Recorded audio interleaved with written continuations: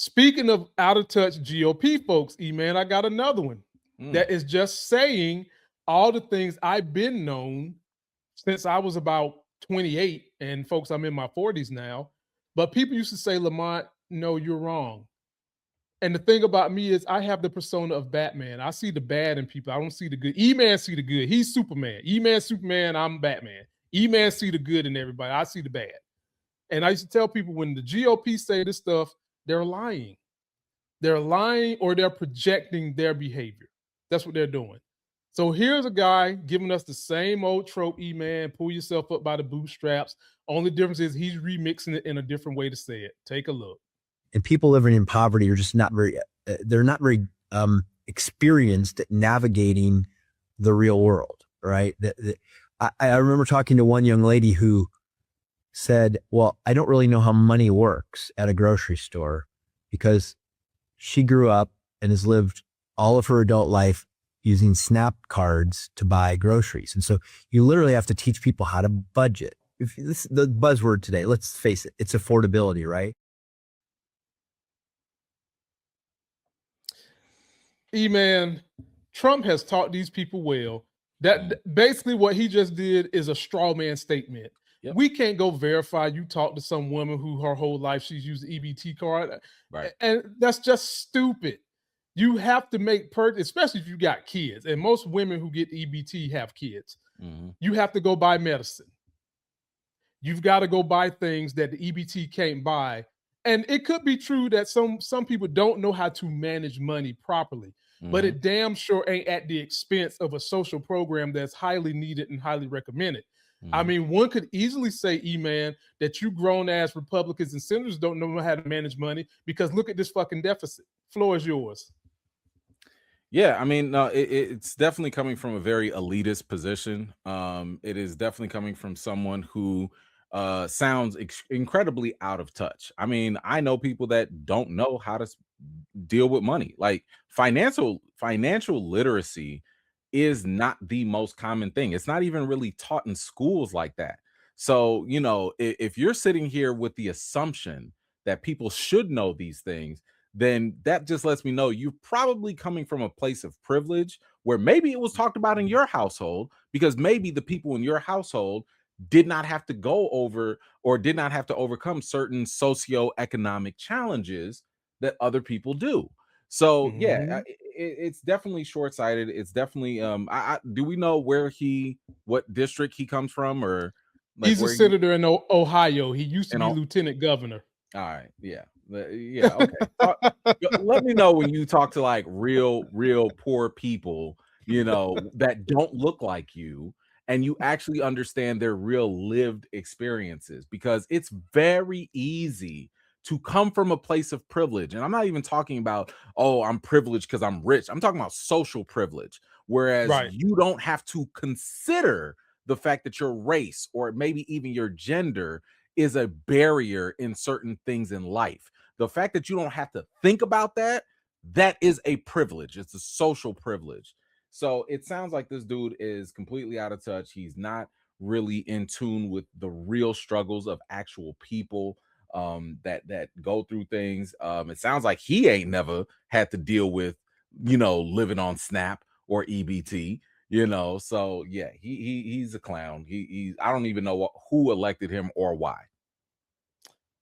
Well, like I said, he was lieutenant governor. That probably helped him become a senator. And in situations like this, these people are some of the most out of touch folks as possible. I mean, like, they stay in this DC bubble. And this is why I contend we ought to start having a pedigree where we need to enforce DEI into the electorate. We need to have a third of the people elected making less than $100,000. We need to have some teachers in there, electricians, folks who own small businesses.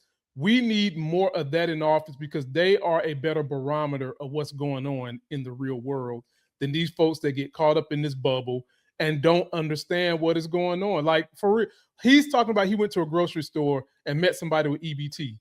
E-Man, does this look like the type of person that'll go to a grocery store where most people don't know the cost of milk? Stop it. No. You don't know. You don't know the cost of eggs right now. Stop it. Stop it. Just stop with the lies. And we've got to vote these people up out of there.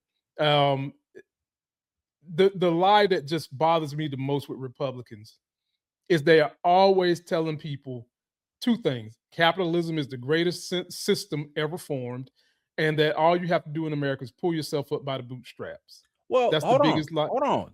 I actually support capitalism, right? I don't have a problem with capitalism. And to be honest, I don't think most Democrats do either. The problem is when it becomes corrupted. The problem is when it gets greedy. The problem is when it goes unchecked. That's when and here's the thing.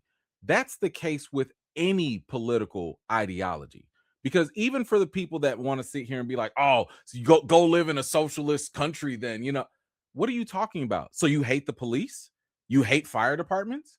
You hate, like, you know, the public school? Like, what are you talking about? You don't call 911?